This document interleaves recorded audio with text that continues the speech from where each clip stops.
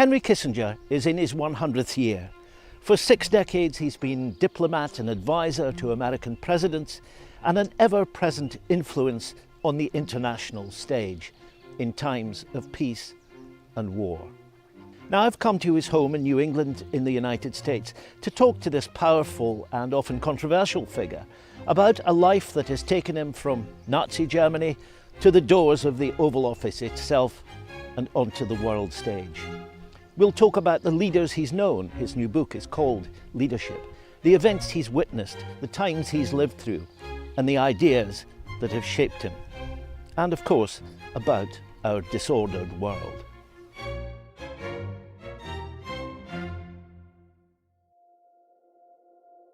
Growing up in Germany, Henry Kissinger was a witness to the Nazi era and the events that shaped his ideas about the world. The family fled Germany for America in 1938, and Kissinger was drafted into the United States Army in 1943, serving in Germany, one of the liberators of a concentration camp. There he saw, even more clearly than before, the cost of war. There was a sub-camp of Bergen-Belsen, and of course one had read about concentration camps. And I had not realized, until I saw that camp, the depths to which human beings could be reduced. It's the institutionalized degradation, because these camps were organized hierarchically. And in a way that organization must have been one of the most horrifying aspects of it, the fact that it was so regimented. So the awfulness of the system was being perpetuated. Perpetuated among prisoners who were fighting to survive day by day. His experience in army intelligence informed his writing and teaching as an academic in the 50s, and then government called. Kissinger served first as an advisor to John F. Kennedy, and then forged a powerful relationship with President Richard Nixon, becoming National Security Advisor in 1969 and American Secretary of State in 1973. A red-baiting anti-communist crusader in the 50s, Nixon wanted to heal the rift with Mao Zedong, who led the communist revolution in China. The countries hadn't talked for decades. Kissinger began in secret. None of this was done by cable on either side. We sent our messages on unmarked paper without signature, and they sent it with an emissary. So every exchange took about 2 weeks. It was like 19th century. And so eventually to Mao himself, unbending autocrat and commander of the brutal and bloody cultural revolution of the 60s, all-powerful, and to the West a figure of mystery as well as fascination. Kissinger had to try to understand him. I had 5 meetings with him altogether. At first, he was primarily interested, exclusively interested, in lining us in China up vis-a-vis the Soviet Union. And he'd give me fatherly advice how to keep Japan in that combination. As time went on, he wanted us in an open alliance, while my view, of course, Nixon's view was that we should always be closer to China and Russia than they were to each other. That's a consistent theme which persists in your mind to today, doesn't it? Yes. The expedition to China was high drama, but it was the war in Vietnam that became the defining foreign policy issue of Nixon's presidency. By the time he came to office, the conflict had poisoned America. Nixon promised he would end it. Peace with honor, he said.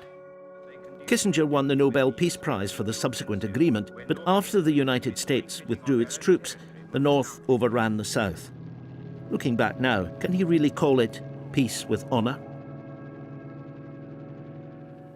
Yes, in the sense that we stated at the very beginning, in every statement, that our definition of peace with honor was that the people who had risked their lives for decades on the behalf of their freedom would not be abandoned by American actions.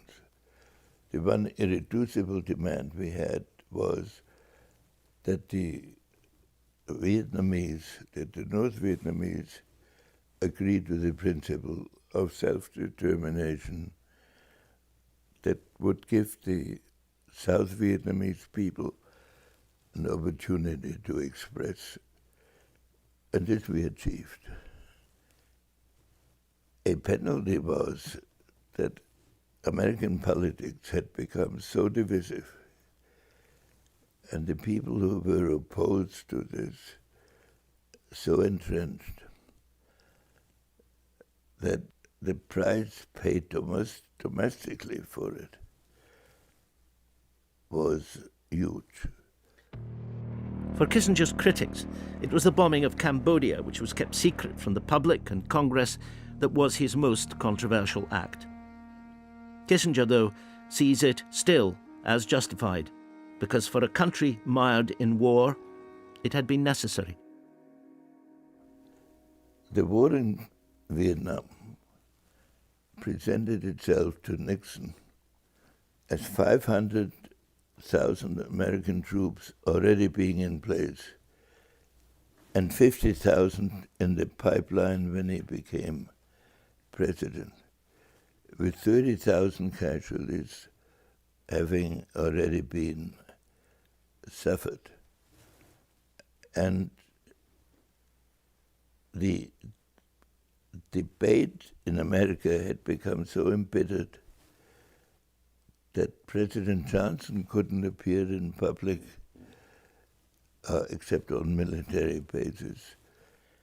A significant part of the American elite had become convinced that a defeat was better for the American soul than a continuation of the war.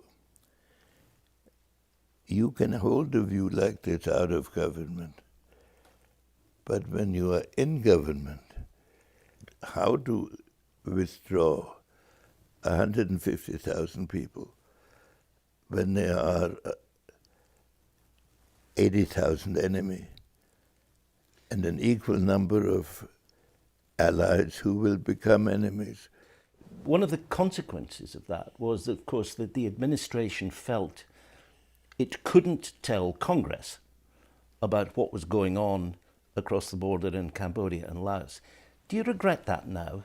That was a mistake. And they should have been told. The reaction would have been the same. It was naive to believe that you could conduct a clandestine military operation. In the midst of it all, Nixon himself, the president who, as Kissinger puts it, spent his life on a heroic struggle with himself. By 1973, early in his second term, his dark side, the dirty political fighter obsessed by his enemies, had plunged him into Watergate, the third-rate burglary, as the White House called it, that mushroomed into a scandal about secrecy, law-breaking, and the abuse of power. And it was to Kissinger, as Secretary of State, that Nixon had to write his formal letter of resignation as president in 1974, the only such letter ever written. Kissinger watched as the presidency came apart. I saw Nixon every day while he was going through this. He almost never raised these issues with me, except in a description of what he was going through. You have to remember, here is this man from an unlikely background, raising himself with fantastic willpower against his own predilections to eminence, always fearing that something, some destiny was awaiting him. How did your relationship with him and your view of him develop after he left office in 1974? I do not say he was a likable person in the normal sense, because he was always defending himself, protecting himself. But over the years, I developed a feeling of warmth for him. And as I look back on his presidency, he taught or tried to teach America an important lesson, namely that one cannot construct international relations like personal relations, because one is dealing with the destiny of societies, and that unfolds over a long period. All Kissinger's thinking about American policy was challenged by the arrival in 2016 of a president in Donald Trump with no obvious interest in history or international relations, a NATO skeptic, a tycoon for whom foreign policy was just more deal-making. Yet still, the call came from the Oval Office. I knew Trump socially when I first came to New York after government service, and then I lost all contact with him. But it had never occurred to me that he would become president. I think it's right to say that you talked to him before his summit with Putin. He certainly knew my view of,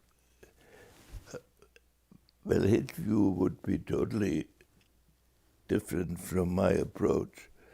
His view would be the strength of his personal relationship with Putin would play a big role in his assessment.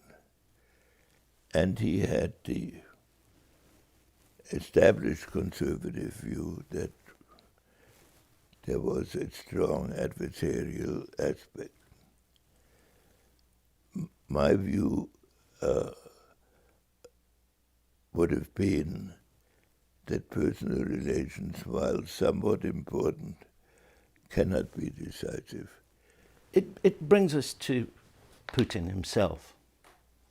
You've known him for a long time. I met Putin when he was deputy mayor of St. Petersburg. And I met him at a lunch in St. Petersburg where, because somebody had failed to produce an interpreter, Putin and I were engaged because we could talk German to each other. What do you make of him as a man and as a leader? Intelligent, driven by a kind of mystic view of Russia, not an ideological view that others could share, but of Russia's unique capacity to survive across many time zones and many enemies around them, by the faith of the Russian people in themselves, but deploring what had been taken away from Russia through the collapse of the Soviet Union. So it was not a Hitlerian view of conquest, but a very firm view about the essence of Russian reality. And so, for example, Ukraine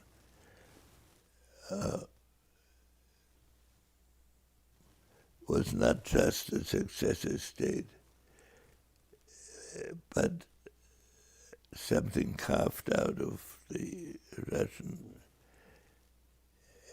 entity. Of course, the irony here is that by his invasion of Ukraine, Putin has created exactly the kind of national consciousness through President Zelensky, who's been able to express it, that he insisted had not existed before. Yes, and it makes it inconceivable that his original war aim of returning Ukraine to a state of dependence on Russia can ever come out of this war except by a Russian military victory. I believe that Putin's position in Russia will be very precarious and probably not maintainable over a substantial period of time. I think that most European leaders that I know, in my opinion, agree with what I said. Putin cannot think he got away with anything if his objective to subjugate the Ukraine has been defeated. Europe acted in unison. Ukraine has been established as a viable European state. Northern Europe has been unified inside NATO, and the argument about whether Ukraine should be part of NATO has been practically resolved because there's no way of going back to that position. In that sense, you're suggesting that it has been all but settled. No, I think if the war is ended on the present line, and therefore most of Donbass and much of the Black Sea coast remains Russian, that in the end it will be perceived as a Russian success. So I would consider that a defeat, and I would think if that happened, so that the new dividing line is at the limit of the current Russian advance, that would be a very unfortunate So they need to outcome. be pushed back further, in your view. They have to be pushed back to the borders that they had before. But that would be a defeat for Russia. It would have been diminished in that sense. But the key, in my mind, would then be now a dialogue between Europe, NATO, and Russia might establish a stable system. Is that possible with Putin still in power? I don't believe Putin will be in power when that evolves, partly because of longevity in office. This is the objective I would seek, even if Putin were in power, but it's not what I would prefer. To look at another problem which is not burning at the moment, but is smouldering, we go back to China and Taiwan. What lies ahead for Taiwan, in your view? The essence of the Taiwan relationship is that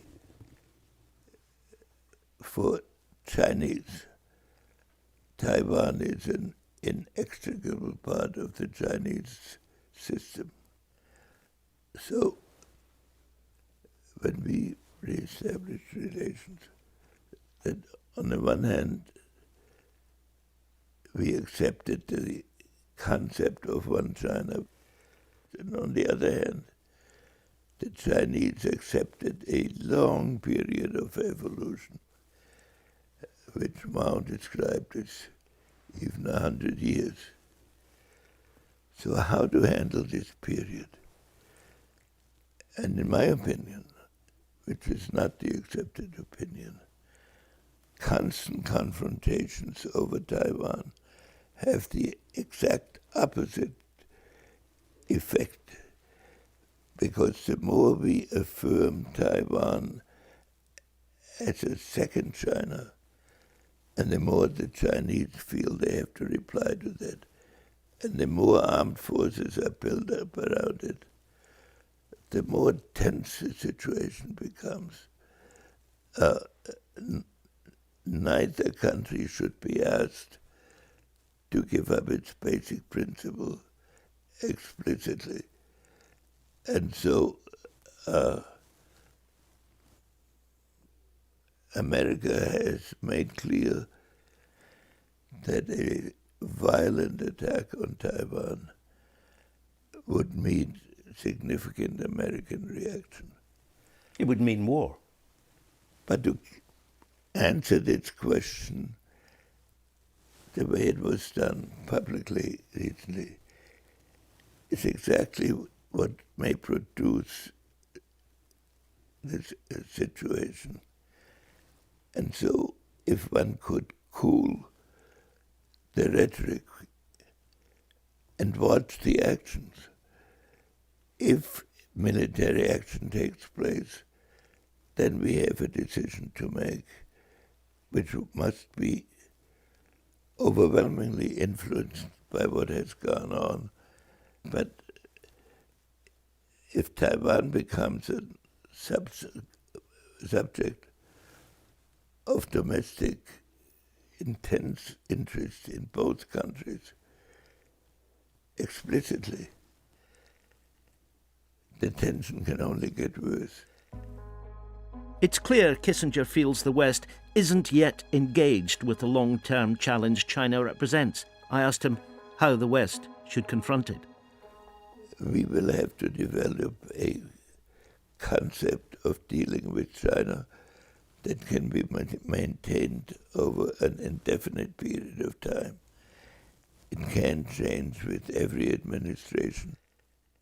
I think it is a historic task for the West. Just as all American presidents used to summon the evangelist Billy Graham for a public show of spiritual contemplation, so Kissinger plays that role in foreign affairs. It means that even in his 100th year, he's writing and talking and being listened to. Above all, about the danger, as he sees it, of a world in which alliances and understandings give way to a narrow definition of self-interest, with potential consequences that have never been more threatening. The confrontational aspect of international affairs, which is prerequisite to the ability to do anything else, has become inconceivably dangerous and in some respects out of control even of leaders. And one needs a conceptual approach how both to be strong, but to conduct a serious dialogue. A new mentality has to be created, not between those who want peace and others who want war, but between those who are prepared to defend, but also prepared to accommodate within the limits that their values permit. That's very hard to achieve because it means that within each country you need enough confidence in each other so that you can live with decisions because you have confidence that